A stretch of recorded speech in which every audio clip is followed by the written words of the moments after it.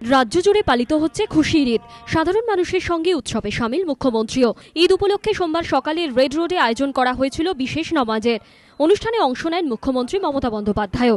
মুখ্যমন্ত্রীর সঙ্গে ছিলেন কেন্দ্রীয় মন্ত্রী সুলতান আহমেদ, মেয়র শোভন চট্টোপাধ্যায়, দমকল মন্ত্রী জাভেদ খান সহ অন্যান্য মন্ত্রীরাও। সেখানে ঈদের শুভেচ্ছা জানানোর পাশাপাশি সংখ্যালঘু উন্নয়ন নিয়ে রাজ্য সরকারের উদ্যোগের কথাও বলেন মুখ্যমন্ত্রী।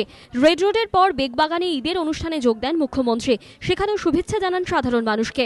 রেড রোডের পাশাপাশি টিপু সুলতান মসজিদ, নাখোদা মসজিদ সহ শহরের বিভিন্ন মসজিদে ঈদ উপলক্ষে বিশেষ প্রার্থনার আয়োজন করা হয়। আলিঙ্গন এবং একে অপরকে ঈদের শুভেচ্ছা জানান সব বয়সের মানুষ।